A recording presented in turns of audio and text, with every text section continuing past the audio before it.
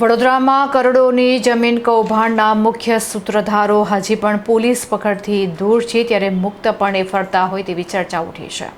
વડોદરા શહેરના માંજલપુર અવધૂત ફાટક પાસે આવેલી વિવાદાસ્પદ ટેન્સાઇલ સ્ટીલ કંપનીની અબજોની જમીન પચાવી પાડવાના કૌભાંડમાં પોલીસ હજી પણ મુખ્ય આરોપીઓને પકડવામાં નિષ્ફળ રહી છે.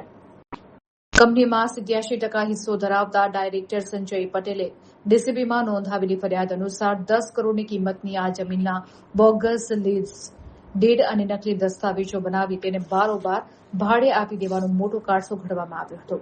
આ ગુનામાં પોલીસે પૂર્વ ડાયરેક્ટર અમિત મુકેશ શાહ અને અમદાવાદના શ્રીમ કન્સ્ટ્રક્શનના માલિક ભાવેશ અમીન સહિત અન્ય 7 શખ્સો સામે ગુનો નોંધ્યો હતો.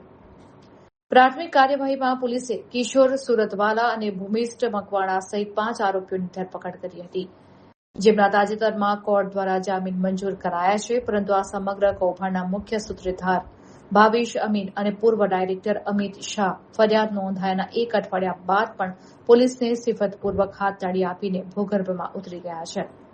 પોલીસના બાતમીદારો પણ આ બંનેની માહિતી મેળવવામાં નિષ્ફળ રહ્યા હોવાથી પોલીસ માત્ર હવામાં બાચકા ભરી રહી હોય તેમ લાગી રહ્યું છે. સ્થાનિકોમાં ચર્ચા છે કે પોલીસ પકડથી દૂર હોવા છતાં ભેજાબાજો હજી પણ કરોડોની આ જમીન પર કબજો જમાવવાની ફિરાકમાં છે.